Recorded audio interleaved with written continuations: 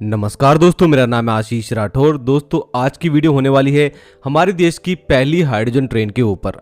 आज काफ़ी सारी चीज़ें आपकी क्लियर करूंगा इस ट्रेन के बारे में। काफ़ी सारी टेक्निकल इन्फॉर्मेशन लेकर के आया हूं इस ट्रेन की, तो वीडियो आखिर तक जरूर देखिएगा। दोस्तों, काफ़ी दिनों से आप लोग हाइड्रोजन ट्रेन के बारे में सुन रहे थे और आज देश की पहली हाइड्रोजन ट्रेन बनकर आईसीएफ चेन्नई में तैयार भी हो चुकी है। आरडीएसओ लखनऊ ने काफ़ी आरएनडी का वर्क किया इस हाइड्रोजन ट्रेन की फ्यूल सेल के ऊपर और पूरी असेंबली का काम इस ट्रेन का आईसीएफ चेन्नई में हुआ। अब ये ट्रेन चेन्नई से बाहर भी आ चुकी है और कुछ रेल फैंस ने इसको देख भी लिया है। आप लोगों को मैं दिखा देता हूं दोस्तों, ये फोटोज जो है निकल के आई हैं।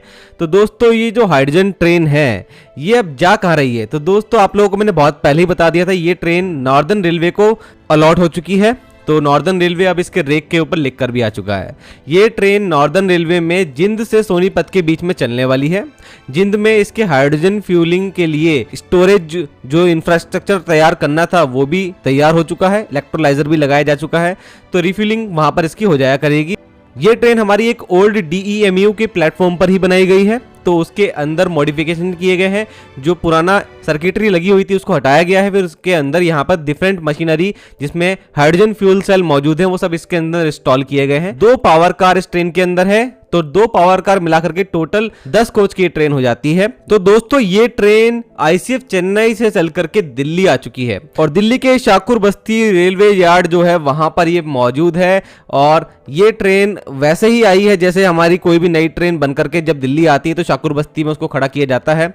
और हमारी देश की पहली sleeper Vande Bharat express train जो बीईएमएल ने बनाई है वो भी शाकुर बस्ती यार्ड में मौजूद है। तो दोस्तों, जल्दी आप लोगों को इसके ट्रायल्स होते हुए दिखेंगे। अब रेलवे कहाँ इसके ट्रायल कब लेने वाला है वो जैसी भी जानकारी मुझे मिलती रहेगी आप लोगों को लगातार मैं देता रहूंगा। अब मैं आप लोगों को इसकी कुछ टेक्निकल जानकारी देता हूं।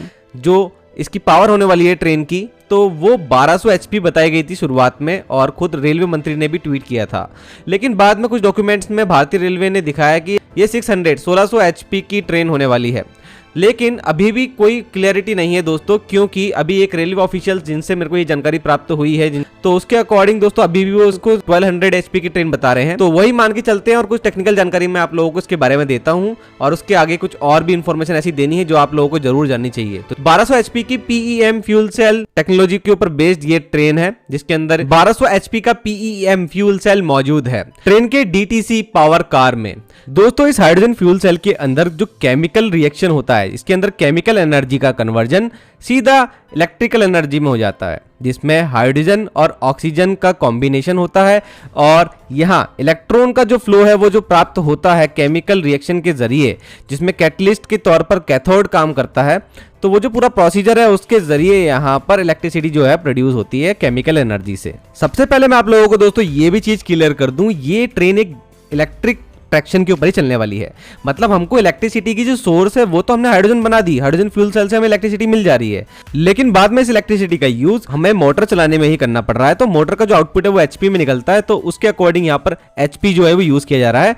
बाकी हाइड्रोजन फ्यूल सेल के बारे में मुझे जानकारी मिली है अभी हाल ही में कि ये 1200 एचपी का जो हाइड्रोजन फ्यूल सेल है इसके अंदर 800 एचपी जो है वो तो हाइड्रोजन फ्यूल सेल के जरिए आ रही है, लगभग 596.56 किलोवाट इसको हम कह सकते हैं। और इसके साथ में वर्क कर रहा है एक लिथियम आयन बैटरी का सिस्टम जो कि लगभग 298.28 किलोवाट, लगभग 300 किलोवाट का सिस्टम है, जो कि लगभग 400 एचपी के इक्विवेलेंट होता है। तो यहाँ पर इस 1200 एचपी में 800 एचपी जो है वो हमारा फ्यूल सेल से आ रहा है और 400 एचपी हमारा लिथियम आयन बैटरी सिस्टम से आ रहा है। तो यहाँ पर हाइब्रिड कॉम्बिनेशन एक तरह से यूज किया गया है इन दोनों सिस्टम का, जो आपस में मिलकर के काम कर रहे हैं। दोस्तों, ये हाइब्रिड मोड इसलिए भी अपनाया जाता है हाइड्रोजन फ्यूल सेल से चलने वाली व्हीकल में, क्योंकि सडन एक्सेलरेशन और डीएक्सेलरेशन अगर करना होता है तो ज्यादा इलेक्ट्रिसिटी की एकदम से डिमांड आ जाती है। जब ट्रेन को चढ़ाई पे भी चढ़ना होगा ग्रेडियंट पर, तो वहां पर भी एक इलेक्ट्रिसिटी की रिक्वायरमेंट बढ़ जाएगी अचानक से। तो उस समय क्या है कि दोनों के दोनों जो हमारे मोड हैं वो एक साथ काम करेंगे और सप्लाई मिल पाएगी ट्रैक्शन मोटर को। और यहाँ पर जो बैटरी पैक है वो भी लगातार जो चार्ज होता है वो सीधा हमारी फ्यूल सेल से आ रही इलेक्ट्रिसिटी से ही होता है। अब क्योंकि दोस्तों हाइड्रोजन जो होती है वो काफी हल्की और वॉल्यूमेट्रिक डेंसिटी में काफी कम होती है, तो ऐसे में हाइड्रोजन स्टोरेज के लिए यहाँ पर 27 प्रेशर टैंक्स का यूज किया गया है पर डीटीसी पावर कार। और इस 27 हाई प्रेशर टैंक्स के अंदर हाइड्रोजन स्टोर की गई है। 350 बार का प्रेशर यहां पर मेंटेन किया जा रहा है और यहां पर लीकेज डिटेक्शन, फायर सप्रेशन जैसे सिस्टम्स का भी इस्तेमाल किया गया है, क्योंकि हाइड्रोजन बहुत ज्यादा फ्लेमेबल होती है। ऐसे में इन टेक्नोलॉजी का यूज तो यहां पे होना ही चाहिए था। यहां पर दोस्तों जो स्टेबल हाइब्रिड ऑपरेशन हो रहा है, क्योंकि सप्लाई हमें दो जगह से मिल रही है, लिथियम आयन बैटरी सिस्टम से भी और हाइड्रोजन फ्यूल सेल से भी। अब यहां पर हमको बहुत ज्यादा बेस्ट क्वालिटी के power electronics based DC to DC converters का यूज करना ही पड़ेगा, जो कि डीसी वोल्टेज के लेवल को कम और ज्यादा करने में सहायता करते हैं और बूस्ट भी कर सकते हैं वोल्टेज को। जब हमारे पास एसी सिस्टम होता है तो वहां पर हमारे पास ट्रांसफार्मर होता है और यहां पर डीसी सिस्टम है तो यहां पर हम लोग डीसी टू डीसी कन्वर्टर्स का यूज करते हैं। तो ये सिस्टम इसके अंदर इंस्टॉल्ड है। तो यहां पर दोस्तों हाइड्रोजन फ्लो कंट्रोल करने के लिए जो पाइपिंग यूज की गई है वो भी स्पेशल स्टेनलेस स्टील से लेस पाइपिंग का यूज किया गया है, जो कि हाइड्रोजन के लीकेज से बहुत ज्यादा अच्छे से प्रिवेंट करेगी। और मैं आप लोगों को जैसे कि दोस्तों बता चुका हूं कि इस ट्रेन के अंदर induction motor as a traction motor use होने वाली है, जैसे कि हमारे डीजल इलेक्ट्रिक इंजन में होती हैं। तो दोस्तों यहां पर रीजनरेटिव ब्रेकिंग भी मौजूद होगी। तो यहां पर जो मोटर है उससे इलेक्ट्रिसिटी जनरेट भी हो पाएगी ब्रेकिंग के समय। तो ये भी एक प्लस पॉइंट हो जाता है इस ट्रेन का। और अब इस ट्रेन की स्पीड की बात करें तो इस ट्रेन की 120 kmph तक जो है स्पीड रहने वाली है। एक DEMU या लोकल ट्रेन जो आपने देखी है उसकी तरह ही इसकी स्पीड भी रहने वाली है और 2600 से ज़्यादा पैसेंजर जो है वो इस ट्रेन में सफ़र कर सकेंगे। इस ट्रेन के लिए दोस्तों जो हाइड्रोजन इंफ्रास्ट्रक्चर जो कि सबसे महंगा माना जाता है वो भी बना दिया गया है जिंद में, हरियाणा के, जहाँ पर 1 मेगावाट PEM इलेक्ट्रोलाइजर भी लगा दिया गया है, जो कि 420 kilogram per day hydrogen produce करेगा और 3000 किलोग्राम स्टोरेज कैपेसिटी भी यहां पर मौजूद है। इस रिफ्यूलिंग स्टेशन की जो साइकिल रहने वाली है रिफ्यूलिंग की वो 45 मिनट की रहने वाली है। अब दोस्तों इस ट्रेन के चलने से फायदा क्या होगा, आखिर एनवायरमेंट फ्रेंडली इसको बताया जा रहा है, तो क्या फायदा इस एक ट्रेन के चलने से हो जाएगा वो आपको बता देता हूं। ये ट्रेन जब पर डे बेसिस पे चलेगी तो 11,000 लीटर डीजल जो है वो बचेगा देश का, रिड्यूस होगा यहाँ पर 2000 टन जो CO2 प्रोड्यूस होती थी डीजल इंजन के द्वारा वो एनुअली बचेगी। तो कुछ इस तरीके से यहाँ पर इंपैक्ट आएगा एक ट्रेन के चलने से केवल जिंद से सोनीपत के बीच में। अब दोस्तों मैं आप लोगों को कुछ बात बताने वाला हूँ हाइड्रोजन के बारे में, हाइड्रोजन एज अ फ्यूल, क्योंकि काफ़ी सारे आपके कमेंट आए, बहुत सारे कमेंट पॉजिटिव थे। देश ने कुछ नया ट्राई किया, जहां और भी कंट्रीज अभी काफ़ी ज़्यादा काम कर रही हैं, वहां हमारा देश भी आकर अब खड़ा हो चुका है। तो इसको लेकर के कुछ लोगों के मत ऐसे भी थे जो कि क्रिटिसाइज भी करते हैं, सब चीज़ों को बोलते हैं कि एक पैसा बर्बाद करने की चीज़ है, हमारा जो पैसा है बहुत कीमती जो टैक्स पेयर का पैसा है वो बर्बाद किया जा रहा है इस तरीके के फालतू प्रोजेक्ट में, जिससे कि शायद कुछ भी नहीं होने वाला। ऐसे कई सारे पहले भी एक्सपेरिमेंट किए गए हैं जो कि पहले भी कामयाब नहीं रहे, अगर होते तो फिर अभी तक ये कमर्शियली यूज में क्यों नहीं आए हैं, ऐसे ऐसे बहुत सारे लोगों के थॉट हैं। और सबसे ज़्यादा मुझे हंसी एक बात पे आई कि किसी व्यक्ति ने कमेंट में ये लिखा कि हाइड्रोजन में जीरो एनर्जी होती है। उसका कमेंट ये था कि हाइड्रोजन में जीरो एनर्जी होती है, और मुझे पता है कि कुछ यूट्यूबर्स हैं जो कि शायद से बहुत सारी भ्रांतियां फैला रहे हैं, थोड़ा गलत तरीके से फिजिक्स पढ़ाने की कोशिश कर रहे हैं, जिस पर काफ़ी लोग विश्वास भी कर लेते हैं, और हो सकता है कि उनको हाइड्रोजन से ही कुछ प्रॉब्लम है तो इसलिए वो ऐसा कुछ कर रहे हैं। लेकिन मेरा काम है आप लोगों को क्लियर बताना कि क्या हो रहा है देश में और क्यों ये करना ज़रूरी है और दुनिया क्या कर रही है।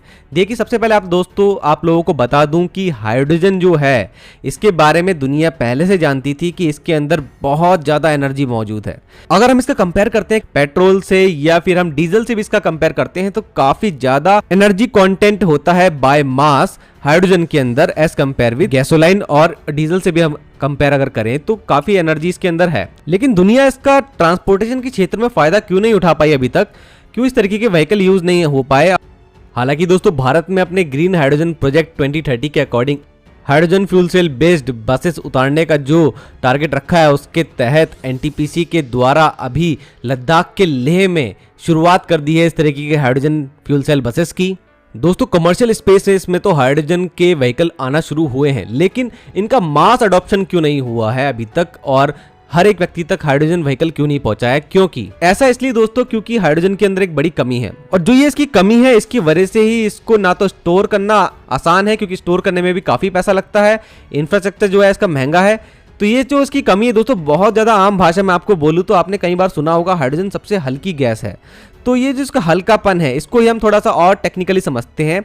देखिए सबसे पहली बात तो दोस्तों हाइड्रोजन के अंदर जो एनर्जी मैंने आपको ज्यादा बताया, तो यहाँ हाइड्रोजन की ग्रेविमेट्रिक एनर्जी डेंसिटी की बात हो रही है, जिसका मतलब होता है हाइड्रोजन की एनर्जी जो है वो बाय मास कितनी है, मतलब कि जितना वो मास है हाइड्रोजन का उतने में कितना एनर्जी वो जनरेट कर देती है। तो 120 मेगा जूल पर किलोग्राम से लेकर के 143 मेगा जूल पर किलोग्राम तक हाइड्रोजन की ग्रेविमेट्रिक एनर्जी डेंसिटी होती है, जो कि 3 गुना है गैसोलाइन की।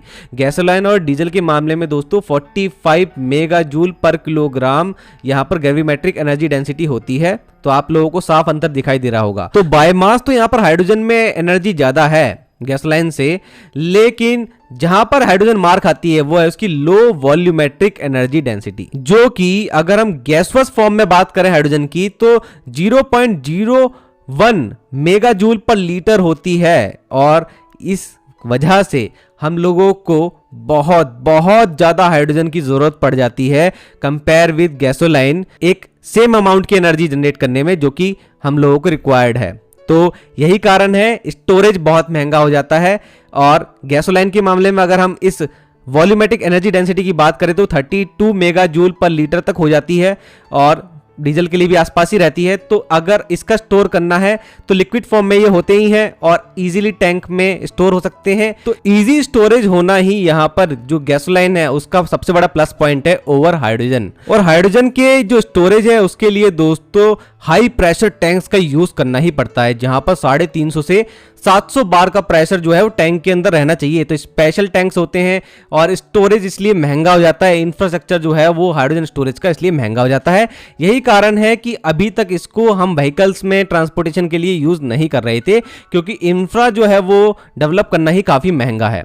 और जब हमारे पास सस्ता पेट्रोलियम प्रोडक्ट मौजूद है तो हम लोग इसको यूज फिर क्यों ही करें और क्यों इतना पैसा खर्च करें। अगर दोस्तों हाइड्रोजन की इस कमी को दूर करने के लिए अगर हम लिक्विड हाइड्रोजन का भी यूज करें, लिक्विड हाइड्रोजन की डेंसिटी यहाँ पर गैसोस फॉर्म में जो हाइड्रोजन है उससे ज्यादा होती है, लेकिन उसके लिए भी हमें क्रायोजेनिक टैंक्स का यूज करना पड़ेगा स्टोरेज के लिए, जिसके अंदर लिक्विड हाइड्रोजन को हम स्टोर करेंगे। तो यहाँ पर एक क्रायोजेनिक टेम्परेचर होता है -253 डिग्री सेल्सियस जो मेंटेन करना पड़ेगा, उसमें भी काफी ज्यादा पैसा लगेगा। तो ये काफी ज्यादा एक महंगा फ्यूल हम कह सकते हैं, इसलिए हो जाता है। लेकिन दोस्तों अब दुनिया में अचानक से इतनी बातें क्यों होने लगी हैं, क्यों इतने सारे देश जो हैं और जो आइस इंजन बनाने वाली कंपनीज है इंटरनल कंबशन इंजन, वो भी अब हाइड्रोजन इंटरनल कंबशन इंजन के ऊपर वर्क क्यों कर रही हैं। अगर आप टाटा मोटर्स को लें तो उन्होंने भी अपने ट्रक्स और बसेस के लिए भविष्य में जो है हाइड्रोजन इंटरनल कंबशन इंजन को लॉन्च करने की बात कही है। R&D उनकी लगातार चल रही है, उन्होंने अपने E1 इंजन्स को भी दिखाया हुआ है। क्यूमिंस की बात करें, उन्होंने भी अपना हाइड्रोजन इंटरनल कंबशन इंजन जो है वो दिखाया है। तो काफ़ी कंपनीज इसमें इन्वेस्टमेंट कर रही हैं, तो इनको कुछ तो दिखता होगा। तो दोस्तों सीधी सीधी बात यही है, जो हमारा गैसलाइन है, डीजल, पेट्रोलियम प्रोडक्ट, ये सब के सब क्रूड ऑयल से आते हैं। और क्रूड ऑयल दुनिया में कितना बचा है, ये एक आप बात सर्च भी करके देख लेंगे गूगल पे तो आपको पता लग जाएगा कि 50 साल से भी कम 47 ईयर के आसपास का जो है हमारे पास क्रूड ऑयल बचा हुआ है 2023 के डेटा के अकॉर्डिंग अगर देखा जाए। तो एक बात तो दुनिया को पहले से मालूम थी कि एक ना एक दिन ये रिजर्व खत्म हो जाने हैं, और जिन देशों के पास इनके रिजर्व हैं वो पूरी दुनिया की जियोपॉलिटिक्स जो है उसके सेंटर बने हुए हैं, वही कंट्रोल करते हैं। चाहे अमेरिका हो गया, रशिया हो गया, अरब कंट्रीज हो गई। और आप तो अभी देख ही रहे होंगे भारत के ऊपर सिर्फ क्रूड ऑयल रशिया से लेने के लिए अमेरिका कितना दबाव बना रहा है कि आप क्यों ले रहे हैं। तो कहीं ना कहीं जियोपॉलिटिक्स जो है वो क्रूड ऑयल की इर्द गिर्द ही घूमती है। तो ये धीरे धीरे रिजर्व खत्म होते जाएंगे। आने वाले 10 साल में 20 साल में आप देखेंगे प्राइस भी लगातार बढ़ेंगे, क्योंकि लिमिटेड चीज है, प्राइस तो बढ़ेगा ही बढ़ेगा। और इसी के इर्द गिर्द कुछ आप लोगों को जो युद्ध है वो होते भी दिख सकते हैं, जो कि अभी चल भी रहे हैं। तो ये जो दोस्तों चीजें हैं, इससे कोई देश अगर बच सकता है तो वही बच सकता है जो कि क्रूड ऑयल के ऊपर अपनी डिपेंडेंसी कम कर ले। भारत बहुत ज्यादा डिपेंडेंट था, भारत ने बहुत जल्दी फैसला लिया, अपने पूरे इतने बड़े रेलवे इंफ्रास्ट्रक्चर को उन्होंने इलेक्ट्रीफाइड कर दिया। 100% इलेक्ट्रिफिकेशन कंप्लीट होने ही वाला है, जिसमें आगे चलकर हम इलेक्ट्रिसिटी की जो सोर्स है उसको भी रिन्यूएबल सोर्स ऑफ एनर्जी से रिप्लेस कर सकते हैं। हमारे देश में दुनिया का सबसे बड़ा सोलर पार्क भी बन रहा है, जो हमारे देश की टोटल इलेक्ट्रिसिटी कंजप्शन में 10% तक का यहाँ पर योगदान दे सकेगा आगे चल करके। तो काफ़ी सारी चीज़ें दोस्तों हो रही हैं। हम स्मॉल न्यूक्लियर प्लांट की बात भी कर रहे हैं। तो इन सब चीज़ों को देखा जाए तो कहीं ना कहीं भारत ने सही कदम उठाए हैं। और हाइड्रोजन के ऊपर भी R&D अगर शुरू हो गई है देश में और रेलवे के क्षेत्र में, तो इससे बेहतर बात तो मुझे लगता है कि कोई हो नहीं सकती। हम लोग अभी भी जो हमारे सबर्बन नेटवर्क है या फिर हमारे जो हेरिटेज रेलवे नेटवर्क है उनके लिए हाइड्रोजन को यूज कर सकते हैं। और इसमें कोई बुराई नहीं है, पहली ट्रेन आई है, इसका कहीं ना कहीं कुछ फायदा होता है। तो मुझे लगता है कि दिल्ली के आसपास चलने वाली लोकल ट्रेनों में हम हाइड्रोजन ट्रेन भी इंट्रोड्यूस कर सकते हैं और ऐसा ही हम महाराष्ट्र में और बंगाल में भी कर सकते हैं। तो दोस्तों आने वाले समय में ये मालूम पड़ ही जाएगा रेलवे को, क्योंकि अब उनका पहला प्रोडक्ट तो सामने है। इससे उनको कोई भी अच्छा फीडबैक मिलता है तो आगे और अच्छा काम करेंगे इस पे और भी नई ट्रेन इंट्रोड्यूस करेंगे, कहीं ना कहीं अगर फायदा उनको दिखेगा। आई होप दोस्तों आप लोगों को कुछ डाउट क्लियर हुए होंगे। आपके और भी डाउट हैं जरूर से मुझे कमेंट सेक्शन में बताना। मिलते हैं फिर किसी और वीडियो में, आज के लिए इतना ही। वंदे मातरम, भारत माता की जय।